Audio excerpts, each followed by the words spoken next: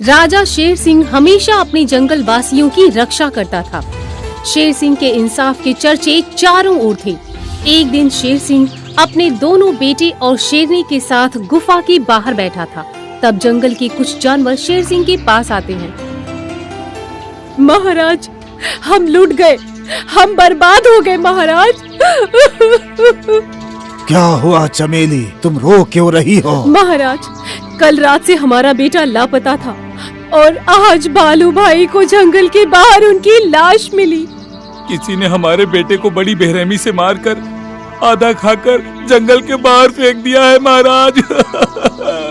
क्या इस जंगल में मैंने इतना सख्त कानून बनाया है, फिर भी कौन है जिसने ऐसा गुनाह करने की जुर्रत की?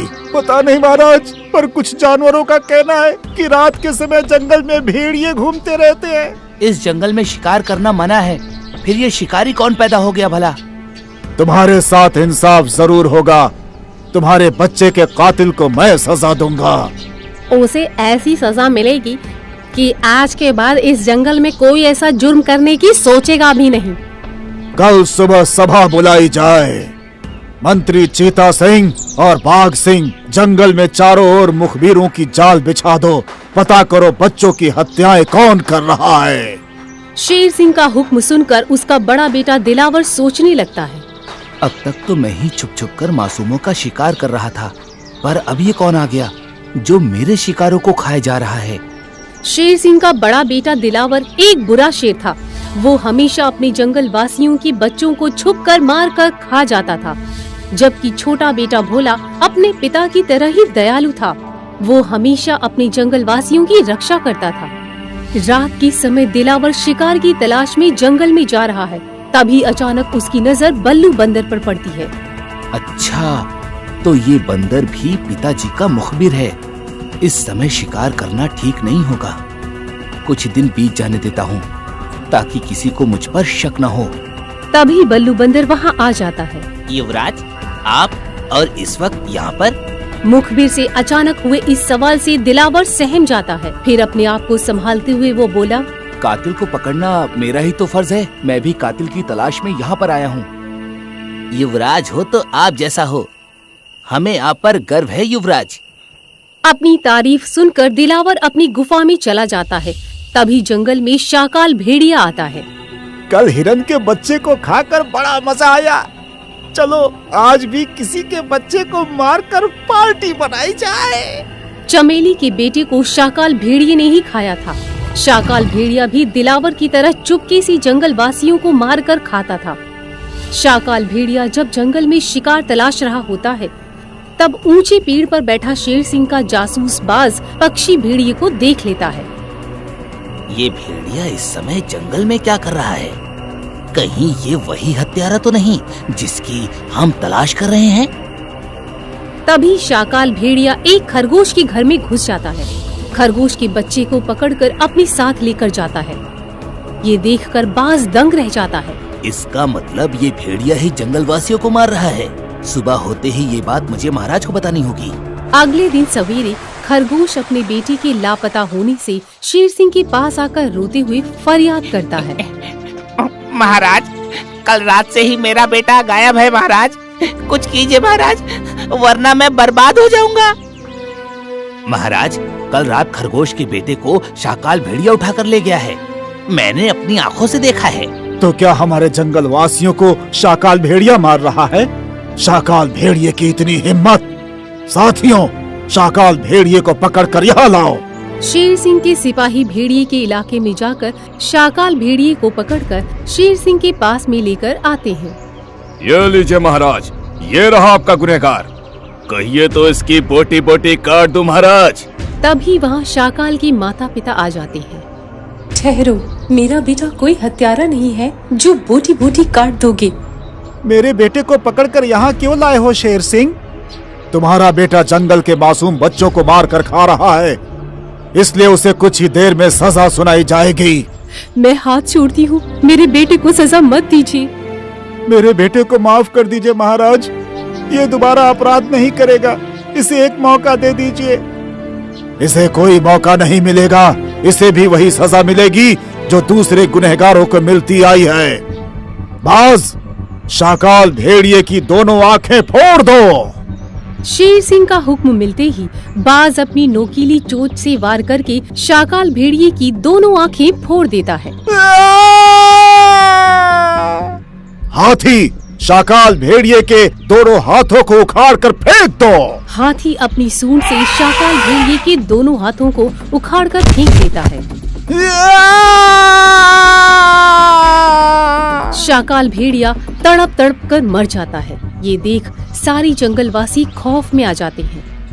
अगर किसी ने मेरे जंगलवासियों को हानि पहुंचाने की कोशिश की तो उसका भी यही हश्र होगा।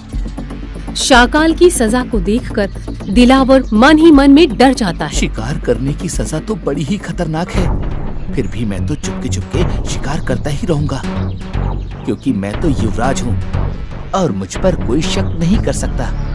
एक तरफ दिलावर चुपके से शिकार करने की सोच रहा था, तभी दूसरी ओर जिम्मी भेड़ी भी रोते हुए कहती है, मेरे बेटे को सजा देकर तूने अच्छा नहीं किया शेर सिंह। तुझे हमारी बद्दुआ लगेगी, देख लेना। अपने बेटे की मौत से दुखी होकर झुमरू अपनी पत्नी को लेकर वहाँ से चला जाता है। महाराज, आपका न्याय तारीफ के काबिल है। जब तक आप ऐसे ही न्याय करते रहेंगे तब तक कोई भी अपराध करने के बारे में अब सोचेगा भी नहीं। सभा खत्म होते ही सभी प्राणी अपने अपने घर चले जाते हैं। भेड़िए के मरने के बाद कुछ दिन तक किसी के मरने की खबर नहीं आती है। तभी एक रात दिलावर चुपके से जंगल में शिकार करने जाता है। काफी दिनों से मैंने किसी का भी शिकार नहीं किया, मगर आज किसी भी बच्चे को मारकर मैं खा जाऊंगा। शिकार की तलाश में दिलावर भेड़िए के इलाके में चला जाता है, जहाँ एक भेड़िए का बच्चा खेल रहा होता है। उसे देखकर सोचता है, अरे वाह, ये भेड़िए का बच्चा तो कितना खूबसूरत है। चलो मैं आज इसे ही खा लेता हूँ। दिलावर तेजी से भेड़िए के बच्चे को पकड़कर खाने लगता है। तभी शाकाल की माँ वहाँ आ जाती है। कोई मेरे बच्चे को बचाओ, मेरे बच्चे को बचाओ, शेर इसे मार देगा, कोई बचाओ। जिम्मी की आवाज सुनकर सारे भेड़िए वहाँ आ जाते हैं। ये तो दिलावर है, शेर सिंह का बेटा। इसी ने नन्हे बच्चे को मारा है, इसे छोड़ना मत भेड़ियों, पकड़ लो इसे। सारी भेड़िए मिलकर दिलावर को रंगे हाथ पकड़ लेते हैं और सुबह होते ही उसे शेर सिंह के सामने पेश किया जाता है।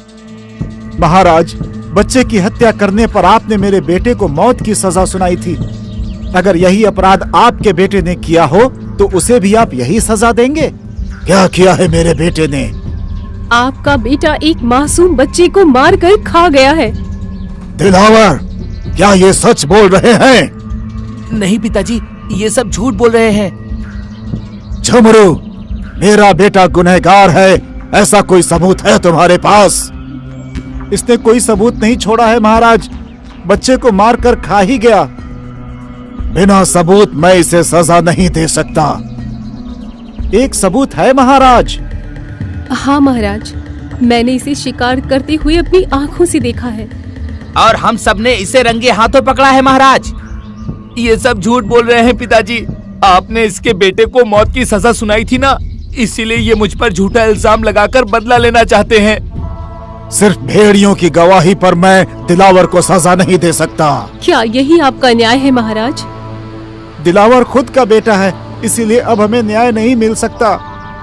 सारे भेड़िए मायूस होकर वहाँ से चले जाते हैं, परंतु शेर सिंह को चैन नहीं। रात के वक्त नींद में शेर सिंह सोचता है, दिलावर मेरा बेटा है तो क्या हुआ, अगर वो हत्यारा है तो उसे सजा मिलनी ही चाहिए। वारदात की तह तक जाकर सबूत मैं लाऊंगा। अगले दिन सुबह शेर सिंह अपने गुप्तचरों को बुलवाता है। साथियों, मेरा बेटा गुनहगार होने के कारण किसी ने मेरे इंसाफ पर तोहमत लगाई है, इसलिए तुम्हें कुछ भी करके सबूत जुटाने होंगे। अगर दिलावर हत्यारा है तो उसे सजा मिलनी ही चाहिए। आप चिंता ना करें महाराज, हम सच्चाई सामने लाकर ही रहेंगे। शेर सिंह के सारे गुप्तचर सबूत की तलाश में लग जाते हैं। तभी बाज हत्या की जगह पर एक पेड़ पे बैठे उल्लू से पूछताछ कर रहा होता है। तब उल्लू कहता है, दिलावर को हत्या करते हुए मैंने अपनी आंखों से देखा है। क्या तुम यही बात शेर सिंह के सामने कह पाओगे? दिलावर शेर सिंह का बेटा है। अगर शेर सिंह ने इंसाफ नहीं किया तो दिलावर हम सबका जीना हराम कर देगा। इसकी चिंता तुम मत करो, तुम सिर्फ गवाही दो, बाकी तुम सब मुझ पर छोड़ दो। बास पर भरोसा करके उल्लू गवाही देने के लिए शेर सिंह की सभा में आता है। हाँ महाराज, दिलावर को हत्या करते हुए मैंने अपनी आंखों से देखा है। उल्लू की जुबान को सबूत मानते हुए शेर सिंह दिलावर को सजा सुनाता है। इस जंगल के कानून के मुताबिक दिलावर को भी वही सजा मिलेगी जो भेड़िए को मिली थी। फिर बास की ओर देखकर शेर सिंह बोला, बास, दिलावर की आंखें फोड़ दो। एक बार फिर से सोच लीजिए महाराज, दिलावर आपका बेटा है। न्याय के तराजू में ना कोई बेटा होता है और ना ही कोई रिश्तेदार होता है, सिर्फ इंसाफ होता है। इसे माफ कर दीजिए महाराज, ये गलती दिलावर दोबारा नहीं करेगा। हम राजा है शेरनी, इंसाफ करना हमारा धर्म है, इसीलिए अपनी ममता को आंसुओं के सैलाब में बहाना ही होगा। पिताजी, मुझे माफ कर दो पिताजी। नहीं बेटे, तुम शेर हो, शेर की तरह जिए हो, शेर की तरह ही मौत को गले लगा लो। फिर बास की ओर देखकर शेर सिंह बोला, बास, दिलावर की आंखें फोड़ दो। शेर सिंह का हुक्म मिलते ही बाज अपनी नोकीली चोट से वार करके दिलावर की दोनों आंखें फोड़ देता है। दिलावर को तड़पता देख शेर सिंह की आंखों में आंसू आ जाते हैं। फिर नम आंखों से हाथी को कहता है, हाथी, दिलावर के दोनों हाथों को उखाड़ के फेंक दो। ये सुनकर सब दंग रह जाते हैं। महाराज, ये आपका बेटा है, ये आगे से ऐसी गलती कभी नहीं करेगा, इसे माफ कर दीजिए महाराज। ये अपराधी है, इसके हाथ काट दो हाथी। ये मुझसे नहीं हो पाएगा महाराज। ये मेरा हुक्म है, तुम्हें मानना ही पड़ेगा। शेर सिंह का हुक्म मानते हुए हाथी ना चाहते हुए भी अपनी सूंड से दिलावर के दोनों हाथ उखाड़कर फेंक देता है। दर्द के मारे दिलावर चीख चीख कर रोने लगता है। दर्द का ये भयानक मंजर देखकर सबके सिर शेर सिंह के न्याय के सामने झुक जाते हैं। तभी शेर सिंह अपने बेटे दिलावर के पास जाकर खूब रोने लगता है। बेटे, तुमने ऐसा क्यों किया? मुझे अपने ही बेटे का हत्यारा बना दिया। शेर सिंह का इंसाफ देखकर सबकी आंखें भीग जाती हैं और सीना चौड़ा हो जाता है। मान गए शेर सिंह, सच में तुम इंसाफ के देवता हो। साथियों, ये मेरा आखिरी इंसाफ था। आज के बाद मैं किसी का इंसाफ नहीं करूंगा। ये सुनकर सब सदमे में पड़ जाते हैं। अब मैं राजगद्दी छोड़कर हिमालय की गोद में तपस्या करना चाहता हूँ। आप राजा नहीं रहोगे तो हमारा क्या होगा महाराज? मेरा बेटा भोला राजा बनने के लायक है। मुझे भरोसा है कि वो मेरी ही तरह इंसाफ करेगा। आपके बिना मैं भी यहाँ रहकर क्या करूँगी? मैं भी आपके साथ चलती हूँ। फिर शेर सिंह और शेरनी भोला को राजा बनाकर हिमालय की ओर चल पड़ते हैं। जंगल के सारे प्राणी नम आँखों से उन्हें विदा करते हैं। तेलंगाना के जंगल में शेर सिंह सभा भरकर उदास मन से बैठा था। महाराज, मेरे पति को किसी ने मार दिया। महाराज, हमारे जंगल में ये दूसरी हत्या है। महाराज, मुझे इंसाफ चाहिए। मेरे पति के हत्यारे को कड़ी से कड़ी सजा मिलनी चाहिए। मैंने कभी सोचा नहीं था कि मेरे होते हुए भी जंगल के किसी प्राणी की हत्या हो जाएगी। अब तो घर से बाहर निकलना भी दुश्वार हो चुका है। बाहर के खूंखार जानवर मासूम जानवरों को बेरहमी से मारते जा रहे हैं। हिम्मत रखो, हिरण की मौत का बदला जरूर लिया जाएगा। साथियों, हिरण की लाश को ले जाकर जमीन में दफना दो। जी महाराज। और याद रहे, मेरी अनुमति के बिना अब कोई जंगल से बाहर नहीं जाएगा। जंगल में लगातार 2 हत्याएं देखकर शेर सिंह परेशान हो चुका था। वो सोचता है, आखिर कौन है जो मेरे जंगल वासियों को मार रहा है? मुझे इस बात का पता लगाना ही होगा। कुछ दिन बाद एक रोज शेर सिंह जंगल में जा रहा था। तब रास्ते में उसे एक आवाज सुनाई देती है। मुझे बचाओ! अरे, ये तो भेड़िया है। भेड़िए को जख्मी पड़ा देख शेर सिंह उसके पास जाता है। तुम्हें जख्मी किसने किया भेड़िया? मेरी मदद करो महाराज, मुझे बहुत दर्द हो रहा है। इस वक्त तुम्हें इलाज की सख्त जरूरत है, चलो मेरे साथ। जख्मी भेड़िए को लेकर शेर सिंह अपने इलाके में आता है। महाराज, ये कौन है? जल्दी से जड़ी बूटी की व्यवस्था करो, इसकी जान बचानी है। बाघ और चीता जड़ी बूटी लाने जाते हैं। तब शेर सिंह भेड़िए से पूछता है, ये हादसा तुम्हारे साथ कैसे हुआ और तुम रहते कहाँ हो? मेरा नाम कल्लू है और मैं पास वाले जंगल में रहता हूँ। जब मैं जंगल में सैर कर रहा था तब कुछ खूंखार जानवरों ने मुझ पर हमला कर दिया। इस खूंखार जानवरों का कहर कुछ ज्यादा ही बढ़ता जा रहा है, इनका इलाज करना पड़ेगा। तभी बाघ और चीता जड़ी बूटी लेकर आते हैं और शेर सिंह अपने हाथों से कल्लू भेड़िए के जख्मों पर जड़ी बूटी लगाता है। आप बिल्कुल मेरे माता पिता की तरह मेरी सेवा कर रहे हो महाराज, ये तो मेरा फर्ज है। रात के वक्त शेर सिंह भेड़िए को अपने पास बिठाकर खाना खिलाता है। देखो, जरा भी शर्माना नहीं, पेट भर के खाना खा लेना। मैं अजनबी हूँ, फिर भी आप मेरी कितनी सेवा कर रहे हो। इस वक्त तुम घायल हो और घायल की सेवा करना मेरा कर्तव्य है। ऐसे ही शेर सिंह कल्लू भेड़िए के ठीक होने तक उसकी सेवा करता रहा। अब कल्लू पूरी तरह से ठीक हो चुका था।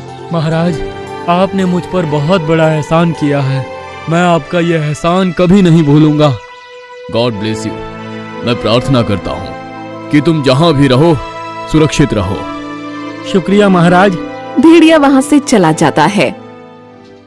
ऐसे ही कुछ महीने बीत जाते हैं और एक दिन सारे प्राणी शेर सिंह से कहते हैं, महाराज, जंगल में पानी की कमी हो रही है, हमें पानी की तलाश शुरू कर देनी चाहिए। हाँ, अगर सही वक्त आने पर पानी नहीं मिला तो बहुत बड़ी समस्या हो सकती है। मगर ऐसी अवस्था में किसी को बाहर भेजना खतरे से खाली नहीं है। लेकिन पानी की व्यवस्था तो करनी पड़ेगी ना। हाँ, लेकिन पानी की तलाश करने जंगल से बाहर मैं खुद जाऊंगा, क्योंकि मैं नहीं चाहता कि अब कोई भी प्राणी उन खूंखार जानवर का शिकार बने। लेकिन हम आपको अकेले बाहर नहीं जाने देंगे, हम भी आपके साथ चलेंगे। नहीं चीते, पानी खोजने जंगल के बाहर मैं अकेला ही जाऊंगा। जंगल से बाहर जाना खतरे से खाली नहीं है। शेर सिंह पानी की तलाश में जंगल से बाहर जाने के लिए चल पड़ता है। यहाँ तो दूर दूर तक पानी नहीं है, अब पानी कहाँ ढूंढूं? शेर सिंह आगे बढ़ रहा था, तभी उसे दूर सामने एक शेरनी जख्मी अवस्था में पड़ी दिखाई देती है। ये तो शेरनी है, लगता है इस पर भी किसी ने हमला कर दिया है। शेर सिंह घायल शेरनी के पास आता है। कौन हो तुम और ये चोट तुम्हें कैसे लगी? मुझ पर कुछ भेड़ियों ने हमला कर दिया था। क्या तुम्हें पता नहीं ये इलाका खतरनाक है? मैंने कुछ ऐसा सुना तो था। फिर तुम अपने जंगल से क्यों आई हो? इस दुनिया में मेरा कोई भी नहीं है, इसलिए मैं किसी सुरक्षित स्थान की तलाश में यहाँ आई हूँ। अगर ऐसी बात है तो तुम मेरे साथ मेरे घर चलो, इस इलाके में रहना सुरक्षित नहीं है। शुक्रिया। फिर शेर सिंह शेरनी को अपने जंगल में लेकर आता है। तुम जितने दिन चाहो उतने दिन यहाँ रह सकती हो। धन्यवाद शेर सिंह। तुम गुफा में आराम करो, मैं तुम्हारे भोजन की व्यवस्था करता हूँ। फिर शेर सिंह गुफा से बाहर आकर अपने साथी चीते और लोमड़ी को खाना लाने भेजता है। शेर सिंह मेरे जाल में फंस चुका है। मैं जिस मकसद से यहाँ आई हूँ, अब मैं उस काम को अंजाम देती हूँ। कुछ देर बाद शेर सिंह खाना लेकर गुफा में आता है। लो शेरनी, इसे खा लो। तुम मेरी कितनी परवाह करते हो, मैं आपका यह एहसान कब उतार पाऊंगी? ऐसा बोलकर मुझे शर्मिंदा मत कीजिए, ये तो मेरा फर्ज है। इसी तरह शेर सिंह और उसके साथी शेरनी की दिन रात सेवा करने लगे। ये देखकर एक दिन सवेरे शेरनी कहती है, महाराज, आपकी महानता और अच्छाई ने मुझे आपका दीवाना बना दिया है। क्या मैं इस जंगल की रानी बन सकती हूँ? ये सुनकर शेर सिंह खुश हो जाता है। क्या तुम मुझसे विवाह करना चाहती हो? जी हाँ। आप जैसी खूबसूरत शेरनी को भला कौन मना कर सकता है? अरे वाह, हमारे महाराज को दुल्हन पसंद आ गई। दोस्तों, विवाह की तैयारी करो। सब शेर सिंह के विवाह की तैयारी में लग जाते हैं और अगले ही दिन शेर सिंह का विवाह शेरनी के साथ बड़ी धूमधाम से हो जाता है। रानी साहिबा, अब आप इस जंगल की रानी है। अब आपके आदेश का पालन करना हमारा कर्तव्य है। शेरनी कोई खुफिया मकसद लेकर यहाँ आई थी। अपना मकसद कामयाब होता देख मन में खुश होते हुए वो सोचती है, मेरा पहला पड़ाव तो पार हो गया, अब दूसरे पड़ाव की तैयारी करनी होगी। आधी रात के वक्त शेरनी गुफा से बाहर आती है तो वहाँ शमशेर नाम का एक शेर पहले से खड़ा था। मैंने अपना काम शुरू कर दिया है। शेर सिंह से विवाह करके उसका भरोसा मैंने जीत लिया है। वाह मेरी रानी वाह, अब मुझे इस जंगल का राजा बनने से कोई नहीं रोक सकता। शमशेर सिंह शेरनी का असली पति है। जंगल का राजा बनने के लिए दोनों मिलकर शेर सिंह को धोखा दे रहे हैं। अब काम की बात सुन। आज मैंने भेड़ियों के बच्चों को मार दिया है और भेड़ियों को शक है कि ये काम शेर सिंह ने किया है। इसका मतलब भेड़िए शेर सिंह से बदला लेने का मौका ढूंढेंगे। हाँ, अब कल तुम धोखे से शेर सिंह को भेड़ियों के इलाके में लेकर जाओ, बाकी का काम भेड़िए कर देंगे। हाँ, फिर तुम इस जंगल के राजा बन जाओगे। अगले दिन सवेरे शेर सिंह और शेरनी मॉर्निंग वॉक पर निकले। तब शेरनी कहती है, महाराज चलिए ना, आज किसी नई जगह मॉर्निंग वॉक पर चलते हैं। अच्छा, कहाँ जाना चाहती हो? जंगल के बाहर किसी पहाड़ी एरिया में, झरने के पास। लेकिन उस इलाके में तो मैं आज तक नहीं गया।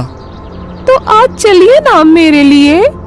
धोखेबाज शेरनी का इरादा शेर सिंह समझ नहीं पाता और झरना देखने के बहाने भेड़ियों के इलाके में चला जाता है। कितना सुंदर नजारा है ना? हाँ, लेकिन ये इलाका मुझे कुछ ठीक नहीं लग रहा। हमें जल्द से जल्द ये इलाका छोड़ देना चाहिए। तभी वहाँ कई सारे खूंखार भेड़िए आकर उन्हें घेर लेते हैं। कल हमारे बच्चे को मारकर तू यहाँ से भाग गया था ना, अब देख हम तुझे कैसे मौत के घाट उतारते हैं। मैंने तुम्हारे बेटे को नहीं मारा, मैं तो पहली बार इस इलाके में आया हूँ। हमें पता है कल तू ही आया था और तूने ही हमारे बच्चों को मारा है। मेरा यकीन करो, मैंने तुम्हारे बेटे को नहीं मारा। तभी भेड़िए दोनों को घेर लेते हैं। देखो, अगर तुम मारना ही चाहते हो तो मुझे मारो, मेरी शेरनी को जिंदा जाने दो। मैं यही तो चाहती हूँ शेर सिंह कि तू इन भेड़ियों के हाथों मारा जाए और मेरा शमशेर सिंह राजा बन जाए। जाओ शेरनी, मेरे मरने के बाद तुम्हें ही जंगल की रक्षा करनी है। शेरनी वहाँ से भाग जाती है और भेड़िए शेर सिंह पर हमला करने जाते हैं। तभी वहाँ कल्लू भेड़िया आ जाता है जिसे शेर सिंह ने बचाया था। ठहरो, ये तो शेर सिंह है, इसे क्यों मार रहे हो? ये हमारे बच्चे का हत्यारा है। नहीं, ये हत्यारा नहीं हो सकता, इसी ने मेरी जान बचाई थी। ये सुनकर सारे भेड़िए रुक जाते हैं। हमें माफ कर दो शेर सिंह, हमें गलतफहमी हुई थी। चलिए महाराज, मैं आपको आपके जंगल छोड़ देता हूँ। शेर सिंह और भेड़िया जब जंगल की ओर जा रहे थे तब रास्ते में उसने जो देखा उसे देखते ही शेर सिंह के होश उड़ जाते हैं। अब तक तो भेड़ियों ने शेर सिंह को मार दिया होगा। हाँ, मेरे कहने पर तुम धोखे से शेर सिंह को भेड़ियों के इलाके में ले आई और भेड़ियों ने शेर सिंह का काम तमाम कर दिया। अब तुम्हें राजा बनने से कोई नहीं रोक सकता पतिदेव। ये सुनकर शेर सिंह दंग रह जाता है। गद्दार शेरनी, तेरे पति को राजा बनाने के लिए मुझे इतना बड़ा धोखा दिया। आप कहें तो इन्हें यहीं जान से मार दूं महाराज। नहीं दोस्त, मौत की सजा देकर मैं इसे आसान मौत नहीं मारना चाहता, मैं इन्हें तड़पा तड़पा कर मारना चाहता हूँ। ठीक है, तो आज से आपको अज्ञातवास में रहना होगा। शेरनी को पता नहीं चलना चाहिए कि आप जिंदा हो। अगले दिन शेरनी और शमशेर सिंह सभा भरकर शेर सिंह के मारे जाने की खबर सुनाते हैं। जंगलवासियों, मुझे ये बताते हुए बड़ा अफसोस हो रहा है कि शेर सिंह अब इस दुनिया में नहीं रहे। क्या? ऐसा नहीं हो सकता। उन्हें किसने मारा? हम उनका खून पी जाएंगे। उन्हें भेड़ियों ने मेरी नजरों के सामने ही मार गिराया। क्या सच में अब हमारे राजा इस दुनिया में नहीं रहे? हाँ, यही सच्चाई है। अब हमारा क्या होगा? अब इस जंगल की रक्षा कौन करेगा? आज से इस जंगल की रक्षा मैं करूंगा। आप कौन हैं? आपको मैंने यहाँ पहले कभी नहीं देखा। ये शेर सिंह के छोटे भाई हैं, शमशेर सिंह जी। आज से यही हमारे राजा हैं। शेर सिंह की मौत की खबर सुनकर सब दुखी हो जाते हैं। आपने जो फैसला लिया है वो ठीक ही होगा रानी माँ। चलो भाइयों, शमशेर सिंह के राज्याभिषेक की तैयारी करते हैं। मैं तुझे जिंदा नहीं छोड़ूंगा बेवफा। अगले दिन सब शमशेर सिंह को राजा बनाने की तैयारी करने लगते हैं। जंगल की परंपरा के अनुसार तिलक होते ही शमशेर सिंह राजा बन जाएंगे। बंदर जैसे ही तिलक करने जाता है, तभी वहाँ शेर सिंह आ जाता है। ठहरो, शेर सिंह अभी जिंदा है। शेर सिंह को जिंदा देख शेरनी और शमशेर सिंह की हालत खराब हो जाती है। आप जिंदा हो महाराज? हमारे महाराज जिंदा है। ये कैसे जिंदा बच गया? मैं जिंदा हूँ साथियों, परंतु शेरनी सोच रही होगी कि मैं जिंदा कैसे बच गया, क्योंकि मुझे मारने की साजिश तो शेरनी ने ही रची थी। ये सुनकर सब दंग रह जाते हैं। साथियों, शमशेर सिंह इस बेवफा का असली पति है। इसे राजा बनाने के लिए ही शेरनी ने मुझसे विवाह करने का नाटक किया था। अपने षड्यंत्र का पर्दाफाश हो जाने पर शेरनी बोलती है, भेड़ियों ने मेरी आंखों के सामने तुम पर हमला किया था, फिर तुम बच कैसे गए? कहते हैं ना कि अच्छे कर्म करो तो फल भी अच्छा ही मिलता है। मेरे साथ भी वैसा ही हुआ। भेड़ियों को मुझ पर हमला करते देखकर तुम वहाँ से भाग गई, लेकिन ठीक उसी वक्त कल्लू भेड़िए ने आकर मेरी जान बचा ली। क्योंकि इसी शेर सिंह ने एक बार मेरी जान बचाई थी, इसलिए इनकी जान बचाना मेरा फर्ज था। पर जब मैं तुम्हारे पास आ रहा था, तब मुझे तुम्हारी गद्दारी का पता चल गया। फिर मैंने और शेर सिंह ने तुम्हें सबक सिखाने की ठान ली। अब मेरे कहर से तुम्हें कोई नहीं बचा सकता। हुकुम करो शेर सिंह, हम इनकी बोटी बोटी नोच कर खा जाएंगे। देखते क्या हो साथियों, इन्हें जान से मार दो। ये सुनकर शमशेर वहाँ से भागने लगता है और गुस्साए जंगलवासी भी उन्हें मारने के लिए उनका पीछा करते हैं। देखा शेरनी, जिसके लिए तुमने मुझसे गद्दारी की, वो खुद ही जान बचाने के लिए तुम्हें मौत के मुंह में छोड़कर भाग गया। मुझे माफ कर दीजिए महाराज, मुझे माफ कर दीजिए। मैं गांधी नहीं हूँ जो एक गाल पर चाटा लगने पर दूसरा गाल दिखाऊं। ये जंगल है और यहाँ गद्दारी की सजा मौत है। इतना बोलकर शेर सिंह शेरनी पर हमला करके उसे मार देता है। उस दिन के बाद शेर सिंह ने शादी नहीं करने का फैसला किया और ताउम्र बिना शादी के ही जंगलवासियों की सेवा करता रहा। आपको हमारा ये वीडियो पसंद आया हो तो प्लीज हमारे चैनल को सब्सक्राइब कीजिए और हाँ, वीडियो को लाइक और शेयर करना मत भूलना। धन्यवाद।